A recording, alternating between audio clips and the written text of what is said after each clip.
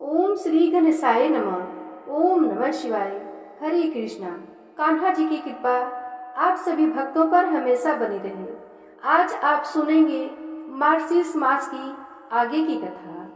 तो आज अगहन मास की पंचमी तिथि है, दिन मंगलवार है। तो सबसे पहले सुनते हैं मंगल देव की कथा। प्राचीन समय की बात है, एक बुढ़िया थी। वह मंगल देवता को अपना इष्ट देवता मानकर सदैव मंगल का व्रत रखती और मंगल देव का पूजन किया करती थी। उसका एक पुत्र था जो मंगलवार को उत्पन्न हुआ था। इस कारण उसको मंगलिया के नाम से बोला करती थी। मंगलवार के दिन न तो घर को लिपती और न ही पृथ्वी खोदा करती थी। एक दिन मंगल देवता उसकी श्रद्धा भक्ति की परीक्षा लेने के लिए उसके घर में साधु का रूप बनाकर आए और द्वार पर आवाज दी। बुढ़िया ने कहा, महाराज क्या आज्ञा है।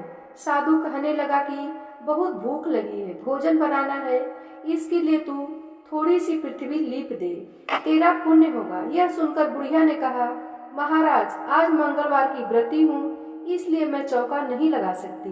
कहो तो जल का छिड़काव कर दूं, उस पर भोजन बना ले। साधु कहने लगा कि मैं गोबर से ही लिपे चौके पर खाना बनाता हूँ। बुढ़िया ने कहा, पृथ्वी लिपने के सिवाय और कोई सेवा हो तो मैं सब कुछ करने के वास्ते तैयार हूँ। तब साधु ने कहा कि सोच समझकर उत्तर दो, जो कुछ मैं कहूँ सब तुमको करना होगा। बुढ़िया कहने लगी कि महाराज पृथ्वी लिपने के अलावा जो भी आज्ञा करेंगे उसका पालन अवश्य करूंगी। बुढ़िया ने ऐसे 3 बार वचन दे दिया। तब साधु कहने लगा कि तू अपने लड़के को बुलाकर औंधा लिटा दे, मैं उसकी पीठ पर भोजन बनाऊंगा। साधु की बात सुनकर बुढ़िया चुप हो गई। तब साधु ने कहा, बुला ले लड़के को, अब सोच विचार क्या करती है। बुढ़िया मंगलिया मंगलिया कहकर पुकारने लगी। थोड़ी देर बाद लड़का आ गया। बुढ़िया ने कहा, जा बेटे, तुझको बाबा जी बुलाते हैं। लड़के ने बाबा जी से जाकर पूछा, क्या आज्ञा है महाराज। बाबा जी ने कहा कि जाओ अपनी माता जी को बुला लाओ। तब माता आ गई तो साधु ने कहा कि तू ही लिटा दे। बुढ़िया ने मंगल देवता का स्मरण करते हुए लड़के को औंधा लिटा दिया और उसकी पीठ पर अंगीठी रख दी। कहने लगी कि महाराज अब जो कुछ आपको करना है कीजिए, मैं जाकर अपना काम करती हूँ। साधु ने लड़के की पीठ पर रखी हुई अंगीठी में आग लगाई और भोजन बनाया। जब भोजन बन चुका तो साधु ने बुढ़िया से कहा कि अब अपने लड़के को बुलाओ, वह भी आकर भोग लगा ले। बुढ़िया कहने लगी कि यह कैसे आश्चर्य की बात है कि उसकी पीठ पर आपने आग लगाई और उसी को प्रसाद के लिए बुलाते हैं। क्या यह संभव है कि अब भी आप उसको जीवित समझते हैं, उसी को प्रसाद के लिए बुलाते हैं? क्या यह संभव है? आप कृपा करके उसका स्मरण भी मुझको न कराइए और भोग लगाकर जहाँ जाना हो जाइए। साधु के अत्यंत आग्रह करने पर बुढ़िया ने जो ही मांगलिया कहकर आवाज लगाई, त्यों ही वह एक ओर से दौड़ता हुआ आ गया। साधु ने लड़के को प्रसाद दिया और कहा कि माई तेरा व्रत सफल हो गया, तेरे हृदय में दया है और अपने इष्ट देव में अटल श्रद्धा है, इसके कारण तुमको कभी कोई कष्ट नहीं पहुंचाएगा। हे मंगल देवता, जैसे आपने मंगलिया की रक्षा की वैसे सबकी करना। प्रेम से बोलिए, मंगल देवता की जय हो। श्री सूत जी कहते हैं, सौनक जी, देवर्षि नारद के जन्म और साधना की बात सुनकर सत्यवती नंदन भगवान श्री व्यास जी ने उनसे फिर यह प्रश्न किया। श्री व्यास जी ने पूछा, नारद जी, जब आपको ज्ञान उपदेश करने वाले महात्मा गण चले गए तब आपने क्या किया? उस समय तो आपकी अवस्था बहुत छोटी थी। स्वयंभू आपकी शेष आयु किस प्रकार व्यतीत हुई और मृत्यु के समय आपने किस विधि से अपने शरीर का परित्याग किया? देवर्षि, काल तो सभी वस्तुओं को नष्ट कर देता है, उसने आपकी इस पूर्व कल्प की स्मृति का कैसे नाश नहीं किया? श्री नारद जी ने कहा, मुझे ज्ञान उपदेश करने वाले महात्मा गण जब चले गए तब मैंने इस प्रकार अपना जीवन व्यतीत किया। यद्यपि उस समय मेरी अवस्था बहुत छोटी थी। मैं अपनी माँ का इकलौता लड़का था। एक तो वह स्त्री थी, दूसरे मूढ़ और तीसरे दासी थी। मुझे भी उनके सिवा और कोई सहारा नहीं था। उसने अपने को मेरे स्नेह पास से जकड़ रखा था। वह मेरे योगक्षेम की चिंता तो बहुत करती थी, परंतु पराधीन होने के कारण कुछ कर नहीं पाती थी। जैसे कठपुतली नचाने वाले को इच्छा के अनुसार ही नाचती है, वैसे ही यह सारा संसार ईश्वर के अधीन है। मैं भी अपनी माँ के स्नेह बंधन में बंधकर उस ब्राह्मण बस्ती में ही रहा। मेरी अवस्था केवल 5 वर्ष की थी। मुझे दिशा, देश, काल के संबंध में कुछ भी ज्ञान नहीं था। एक दिन की बात है, मेरी माँ गौ दूहने के लिए रात के समय घर से बाहर निकली। रास्ते में उसके पैर से सांप छू गया। उसने उस बेचारे को डस लिया। उस सांप का क्या दोष, काल की ऐसी ही प्रेरणा थी। मैंने समझा भक्तों का मंगल चाहने वाले भगवान का यह भी एक अनुग्रह ही है। इसके बाद मैं उत्तर दिशा की ओर चल पड़ा। उस ओर मार्ग में मुझे अनेकों धन धान से संपन्न देश, नगर, गांव, अहिरों की चलती फिरती बस्तियां, खाने, खेड़े, नदी और पर्वतों के तटवर्ती क्षेत्र, पड़ाव, वाटिकाएं, वन उपवन और रंग बिरंगी धातुओं से युक्त विचित्र पर्वत दिखाई पड़े। कहीं कहीं जंगली वृक्ष थे जिनकी बड़ी बड़ी शाखाएं हाथियों ने तोड़ डाली थी। शीतल जल से भरे हुए जलाशय थे जिनमें देवताओं के काम में आने वाले कमल थे। उन पर पक्षी तरह तरह की बोली बोल रहे थे और भौरे मंडरा रहे थे। यह सब देखता हुआ मैं आगे बढ़ा। मैं अकेला ही था। इतना लंबा मार्ग तय करने पर मैंने एक घोर गहन जंगल देखा। उसमें नरकट, बांस, जेठा, कुश, कीचक आदि खड़े थे। उसकी लंबाई चौड़ाई भी बहुत थी और वह सांप, उल्लू, सियार आदि भयंकर जीवों का घर हो रहा था। देखने में बड़ा भयानक लगता था। चलते चलते मेरा शरीर और इंद्रियां शिथिल हो गई थीं। मुझे बड़े जोर की प्यास लगी। भूखा तो था ही। वहाँ एक नदी मिली। उसके कुंड में मैंने स्नान, जलपान और आचमन किया। इससे मेरी थकावट मिट गई। उस विजन वन में एक पीपल के नीचे आसन लगाकर मैं बैठ गया। उन महात्माओं से जैसा मैंने सुना था, हृदय में रहने वाले परमात्मा के उसी स्वरूप का मैं मन ही मन ध्यान करने लगा। भक्ति भाव से वशीकृत चित्त द्वारा भगवान के चरण कमलों का ध्यान करते ही भगवत प्राप्ति की उत्कट लालसा से मेरे नेत्रों में आंसू छलछला आए और हृदय में धीरे धीरे भगवान प्रकट हो गए। व्यास जी, उस समय प्रेम भाव के अत्यंत उद्रेक से मेरा रोम रोम पुलकित हो उठा। हृदय अत्यंत शांत और शीतल हो गया। उस आनंद की बाढ़ में मैं ऐसा डूबा कि मुझे अपना और ध्येय वस्तु का तनिक भी न भान रहा। भगवान का वह अनिवर्चनीय रूप समस्त शोकों का नाश करने वाला और मन के लिए अत्यंत लुभावना था। सहसा उसे न देख मैं बहुत ही विकल हो गया और अनमना होकर आसन से उठ खड़ा हुआ।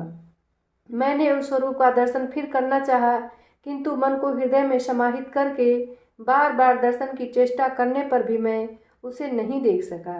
मैं अतृप्त के समान आतुर हो उठा। इस प्रकार निर्जन वन में मुझे प्रयत्न करते देख स्वयं भगवान ने, जो वाणी के विषय नहीं है, बड़ी गंभीर और मधुर वाणी से मेरे शोक को शांत करते हुए कहा, खेद है कि इस जन्म में तुम मेरा दर्शन नहीं कर सकोगे। जिनकी वासनाएं पूर्णतया शांत नहीं हो गई हैं, उन अधकचरे योगियों को मेरा दर्शन अत्यंत दुर्लभ है। निष्पाप बालक, तुम्हारे हृदय में मुझे प्राप्त करने की लालसा जागृत करने के लिए ही मैंने एक बार तुमने अपने रूप की झलक दिखाई है। मुझे प्राप्त करने की आकांक्षा से युक्त साधक धीरे धीरे हृदय की संपूर्ण वासनाओं का भली भांति त्याग कर देता है। अल्पकालीन संत सेवा से ही तुम्हारी चित्तवृत्ति मुझ में स्थिर हो गई है। अब तुम प्राकृत मलिन शरीर को छोड़कर मेरे पार्षद हो जाओगे।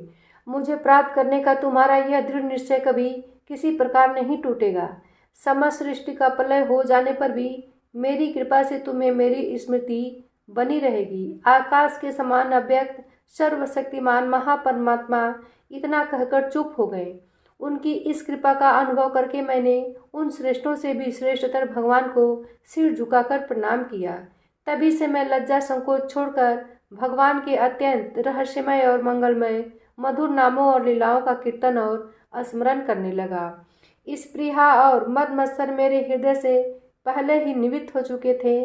अब मैं आनंद से काल की प्रतीक्षा करता हुआ पृथ्वी पर विचरने लगा।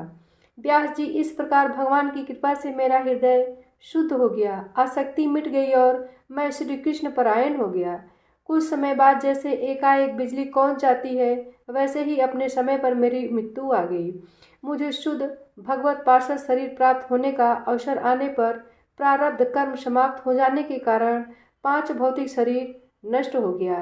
कल्प के अंत में जिस समय भगवान नारायण एकान्व के जल में शयन करते हैं, उस समय उनके हृदय में शयन करने की इच्छा से इस सारी सृष्टि को समेटकर ब्रह्मा जी जब प्रवेश करने लगे, तब उनके श्वास के साथ मैं भी उनके हृदय में प्रवेश कर गया। 1 सहस्र चतुर्युग बीत जाने पर जब ब्रह्मा जगे और उन्होंने सृष्टि करने की इच्छा की, तब उनकी इंद्रियों से मरीचि आदि ऋषियों के साथ मैं भी प्रकट हो गया। तभी से मैं भगवान की कृपा से वैकुंठ आदि में और तीनों लोकों में बाहर और भीतर बिना रोक टोक विचरण किया करता हूँ। मेरे जीवन का व्रत भगवत भजन अखंड रूप से चलता रहता है। भगवान की दी हुई ईश्वर ब्रह्म से विभूषित वीणा पर तान छोड़कर मैं उनकी लीलाओं का गान करता हूँ, सारे संसार में विचरता हूँ। जब मैं उनकी लीलाओं का गान करने लगता हूँ, तब वे प्रभु जिनके चरण कमल समस्त तीर्थों के उद्गम स्थल हैं और जिनका यशोगान मुझे बहुत ही प्रिय लगता है, बुलाए हुए की भांति तुरंत मेरे हृदय में आकर दर्शन दे देते हैं। जिन लोगों का चित्त निरंतर विषय भोगों की कामना से आतुर हो रहा है, उनके लिए भगवान की लीलाओं का कीर्तन संसार सागर से पार जाने का जहाज है। यह मेरा अपना अनुभव है।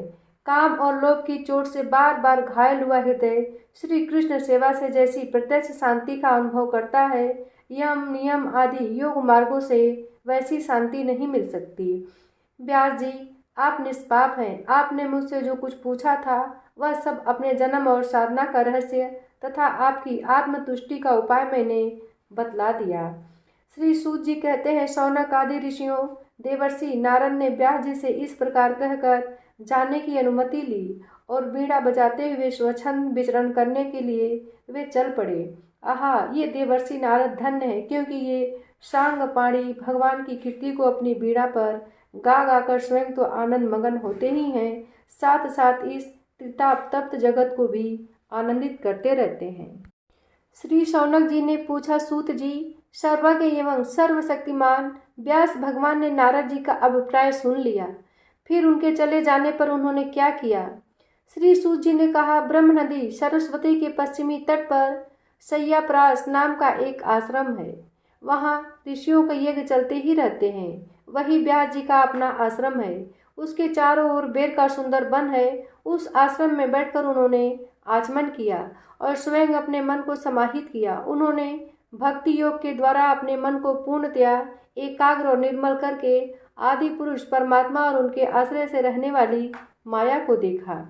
इसी माया से मोहित होकर यह जीव तीनों गुणों से अतीत होने पर भी अपने को त्रिगुणात्मक मान लेता है और इस मान्यता के कारण होने वाले अनर्थों को भोगता है। इन अनर्थों की शांति का साक्षात साधन है केवल भगवान का भक्ति योग, परंतु संसार के लोग इस बात को नहीं जानते। यही समझकर उन्होंने इस परमहंसों की संहिता श्रीमद् भागवत की रचना की। इसके श्रवण मात्र से पुरुषोत्तम भगवान श्री कृष्ण के प्रति परम प्रेममयी भक्ति हो जाती है, जिसके जीव के शोक मोह और भय नष्ट हो जाते हैं। उन्होंने इस भागवत संहिता का निर्माण और पुनरावृत्ति करके इसे अपने निवृत्तिपरायण पुत्र श्री सुखदेव जी को पढ़ाया। श्री शौनक जी ने पूछा, श्री सुखदेव जी तो अत्यंत निवृत्तिपरायण हैं, उन्हें किसी भी वस्तु की अपेक्षा नहीं है, वे सदा आत्मा में ही रमण करते हैं, फिर उन्होंने किस लिए इस विशाल ग्रंथ का अध्ययन किया? श्री सूत जी ने कहा, जो लोग ज्ञानी हैं, जिनकी अविद्या की गांठ खुल गई है और जो सदा आत्मा में ही रमण करने वाले हैं, वे ही भगवान की हेतु रहित भक्ति किया करते हैं, क्योंकि भगवान के गुण ही ऐसे मधुर हैं जो सबको अपनी ओर खींच लेते हैं। फिर श्री सुखदेव जी तो भगवान के भक्तों के अत्यंत प्रिय और स्वयं भगवान वेद व्यास के पुत्र हैं। भगवान के गुणों ने उनके हृदय को अपनी ओर खींच लिया और उन्होंने उससे विवश होकर ही इस विशाल ग्रंथ का अध्ययन किया। शौनक जी, अब मैं राजर्षि परीक्षित के जन्म कर्म और मोक्ष की तथा पांडवों की स्वर्गारोहण की का कथा कहता हूँ, क्योंकि इन्हीं से भगवान श्री कृष्ण की अनेकों कथाओं का उदय होता है। जिस समय महाभारत में कौरव और पांडव दोनों पक्षों के बहुत से वीर गति को प्राप्त हो चुके थे और भीमसेन की गदा से प्रहार से दुर्योधन की जांघ टूट चुकी थी, तब अश्वत्थामा ने अपने स्वामी दुर्योधन का प्रिय कार्य समझकर द्रौपदी के सोते हुए पुत्रों के सिर काटकर उसे भेंट किए। यह घटना दुर्योधन को भी अप्रिय ही लगी, क्योंकि ऐसे नीच कर्म की सभी निंदा करते हैं। उन बालकों की माता द्रौपदी अपने पुत्रों का निधन सुनकर अत्यंत दुखी हो गई। उसकी आंखों में आंसू छलछला आए, वह रोने लगी। अर्जुन ने उसे सांत्वना देते हुए कहा, कल्याणी, मैं तुम्हारे आंसू तब पोंछूंगा जब तक आतताई ब्राह्मण धाम का सिर गांडीव धनुष के बाणों से काटकर तुम्हें भेंट करूंगा और पुत्रों की अंत्येष्टि क्रिया के बाद तुम उस पर पैर रखकर स्नान करोगी। अर्जुन ने इन मीठी और पवित्र विचित्र बातों को द्रौपदी को सांत्वना दी और अपने मित्र भगवान श्री कृष्ण की सलाह से उन्हें सारथी बनाकर कवच धारण कर और अपने भयानक गांडीव धनुष को लेकर वे रथ पर सवार हुए तथा गुरुपुत्र अश्वत्थामा के पीछे दौड़ पड़े। बच्चों की हत्या से अश्वत्थामा का भी मन उद्विग्न हो गया था। जब उसने दूर से ही देखा कि अर्जुन मेरी ओर झपटे हुए आ रहे हैं, तब वह अपने प्राणों की रक्षा के लिए पृथ्वी पर जहाँ तक भाग सकता था रुद्र से भयभीत सूर्य की भांति भागता रहा। जब उसने देखा कि मेरे रथ के घोड़े थक गए हैं और मैं बिल्कुल अकेला हूँ, तब उसने अपने को बचाने का एकमात्र साधन ब्रह्म अस्त्र ही समझा। यद्यपि उसे ब्रह्मास्त्र को लौटाने की विधि मालूम न थी, फिर भी प्राण संकट देकर उसने आचमन किया और ध्यानस्थ होकर ब्रह्मास्त्र का संधान किया। उस अस्त्र से सब दिशाओं में एक बड़ा प्रचंड तेज फैल गया। अर्जुन ने देखा कि अब तो मेरे प्राणों पर ही आ बनी है। तब उन्होंने श्री कृष्ण से प्रार्थना की। अर्जुन ने कहा कि कृष्ण, तुम सच्चिदानंद स्वरूप परमात्मा हो, तुम्हारी शक्ति अनंत है। तुम ही भक्तों को अभय देने वाले हो। जो संसार की धधकती हुई आग में जल रहे हैं, उन जीवों को उससे उबारने वाले एकमात्र तुम ही हो। तुम प्रकृति से परे रहने वाले आदि पुरुष साक्षात परमेश्वर हो। अपनी चित्त शक्ति से बहिरंग एवं त्रिगुणमयी माया को दूर भगाकर अपने अद्वितीय स्वरूप में स्थित हो। वही तुम अपने प्रभाव से माया मोहित जीवों के लिए धर्मादि रूप कल्याण का विधान करते हो। तुम्हारा यह अवतार पृथ्वी का भार हरण करने के लिए और तुम्हारे अनन्य प्रेमी भक्त जनों के निरंतर स्मरण ध्यान करने के लिए है।